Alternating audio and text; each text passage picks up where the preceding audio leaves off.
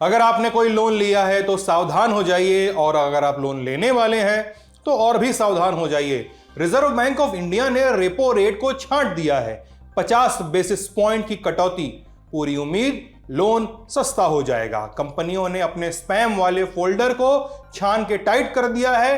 फिर से आपके पास आएगा पैसे लेने के लिए मेल और मैसेज, लेकिन आपका लोन कम होगा तो कितना होगा, बड़ा सवाल यह है।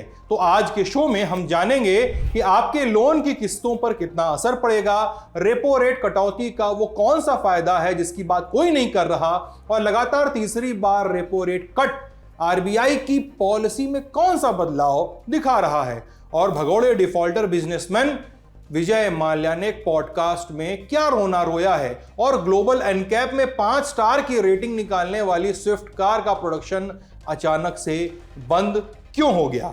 नमस्ते, हम सिद्धांत। शुरू करते हैं लल्लन टॉप का डेली फाइनेंशियल बुलेटिन, खर्चा पानी। Brought to you by Sharda University and Higher, where the software engineer meets the cool UI UX designer. The world comes together at Sharda University. बात शुरू करें उसके पहले कमेटी के बारे में जानिए। कमेटी का नाम मॉनेटरी पॉलिसी कमेटी यानी एमपीसी।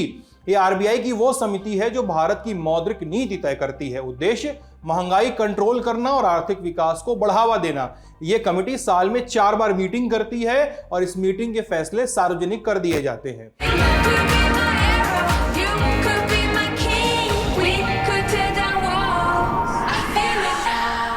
तो हुआ यह कि 4 से 6 जून तक आरबीआई की एमपीसी की बैठक हुई। 6 जून की सुबह 10 बजे आरबीआई गवर्नर संजय मल्होत्रा सामने आए, बताया कि बैठक में क्या फैसले लिए गए। खास बातें जान लेते हैं, फिर उन पर विस्तार से बात भी करेंगे। पहली खास बात, रेपो रेट में 50 बेसिस पॉइंट यानी 0.5% की कटौती। अब रेपो रेट 5.5% पे आ गया है।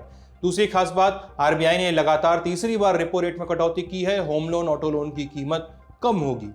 तीसरी बात, कैश रिजर्व रेशियो यानी सीआरआर में भी 100 बेसिस पॉइंट यानी 1% की कटौती की गई है।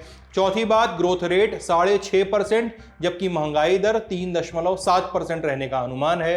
पांचवी बात, आरबीआई ने अपनी पॉलिसी स्टैंड को एकोमोडेटिव से न्यूट्रल में शिफ्ट कर दिया है। अब विस्तार से बात करते हैं। सबसे पहले 2 टर्म जो बार बार इस्तेमाल हो गए उनके बारे में संक्षेप में जान लीजिए। आप जानते हैं कि आरबीआई देश में करेंसी को नियंत्रित करता है ताकि एक तरफ तो महंगाई कंट्रोल में रहे, साथ ही देश में इतना पैसा भी रहे कि इन्वेस्टमेंट वगैरह के लिए कभी कमी न हो। इसके लिए आरबीआई के पास कई टूल्स होते हैं जिनके जरिए वो इस फ्लो को, पैसे के फ्लो को कंट्रोल करता है। इसमें से 2 टूल हैं, रेपो रेट और reverse repo rate. Repo rate वो ब्याज दर जिस पर देश में काम करने वाले बैंक आरबीआई से पैसा उधार लेते हैं, जबकि रिवर्स रेपो रेट वो ब्याज दर है जिस पर बैंक आरबीआई में अपना पैसा डिपॉजिट करते हैं। अब आप जानते हैं कि इससे पहले इसी साल अप्रैल और फरवरी वाली एमपीसी की मीटिंग में आरबीआई ने रेपो रेट में 0.25% की दोनों बार कटौती की थी। 25 बेसिस पॉइंट करके 2 बार कटौती की, जिसके बाद रेपो रेट 6.5% से घटकर 6% पर आ गया था। इंडस्ट्री जानकार अनुमान लगा रहे थे कि आरबीआई इस बार भी 25 बेसिस पॉइंट की ही फिर से कटौती करेगा, लेकिन सीधा 50 बेसिस पॉइंट यानी आधा % की कटौती कर दी गई। हालांकि इंडियन एक्सप्रेस में स्टेट बैंक ऑफ इंडिया के chief economic adviser Soumyakanti Ghosh ने जरूर यह अनुमान दिया था कि आरबीआई कहीं ना कहीं 50 बेसिस पॉइंट की कटौती कर सकता है। उन्होंने कहा था कि जून 2025 की पॉलिसी वाली मीटिंग में 0.5% की कटौती हो सकती है ताकि लोगों के लिए लोन लेना आसान हो सके। अब स्पष्ट है कि रेपो रेट कट से होम लोन से लेकर रेपो रेट से जुड़े अन्य लोन सस्ते होंगे। इससे पहले 2 बार हुई कटौती का फायदा बैंकों ने ग्राहकों को देना शुरू कर दिया है। अब ये लगातार तीसरी रेपो रेट कट का भी फायदा इसमें जुड़ जाएगा। रेपो रेट कट का मंथली होम लोन ईएमआई पर क्या असर पड़ेगा, एक अनुमान से समझ लीजिए। मान लीजिए कि लाली के नाम पर 20 साल के लिए 50 लाख रुपए का लोन लिया गया है। अब नई ब्याज दर से उसे मंथली ईएमआई में करीब 1960 रुपए की बचत हो सकती है, या यूं समझिए कि लोन के पूरे टेन्योर में करीब 4.5 लाख रुपए से ज्यादा की बचत हो सकती है। वहीं अगर किसी ने 20 साल के लिए 30 लाख रुपए का लोन लिया है तो उसे मंथली ईएमआई में करीब 1176 रुपए की राहत मिल सकती है। मौजूदा ऐलान के साथ 2025 की छमाही से पहले ही कुल 1% की कटौती हो चुकी है। 25 बेसिस पॉइंट और 50 बेसिस पॉइंट। ऐसे में अब संशय बना हुआ है कि यह साल की आखिरी कटौती थी या आरबीआई अभी और भी राहत देगा। गवर्नर संजय मल्होत्रा को सुनकर इसकी उम्मीद कम लग रही है। उन्होंने एमपीसी की घोषणाओं के बाद कहा कि धड़ाधड़ 1% की कटौती के बाद मॉनेटरी पॉलिसी कमेटी के पास ग्रोथ को सपोर्ट देने के लिए अब ज्यादा विकल्प नहीं बचे हैं। अब इसी के साथ अब समझिए दूसरा बड़ा ऐलान, तो ताकि आपको यह समझ में आए कि आगे कटौती होगी या नहीं।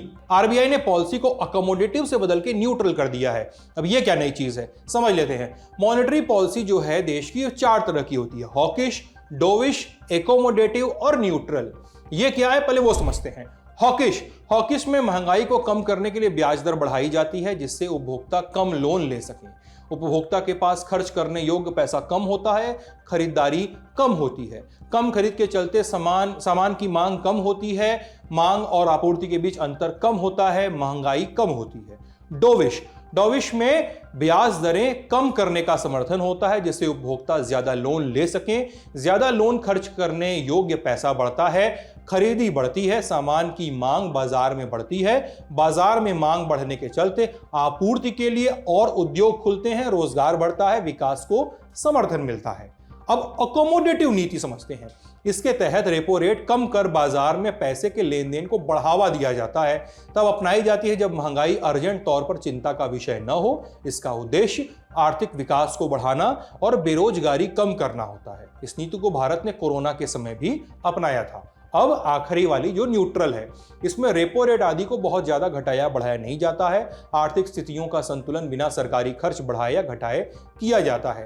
पहले भारत लंबे समय तक न्यूट्रल मौद्रिक नीति पे चलता था, लेकिन ग्लोबल मंदी के संकेतों के बीच इसे अकोमोडेटिव किया गया था। मतलब साफ है कि आरबीआई की पॉलिसी अब तक अकोमोडेटिव थी, इसलिए रेट्स कम हो रहे थे। अब न्यूट्रल कर दी गई, माने आगे रेट कट की संभावना कम दिख रही है। आरबीआई के गवर्नर ने यह भी कहा कि कैश रिजर्व रेशियो सीआरआर में 1% की कटौती करके इसे 4% से घटा के 3% करने का फैसला लिया गया है।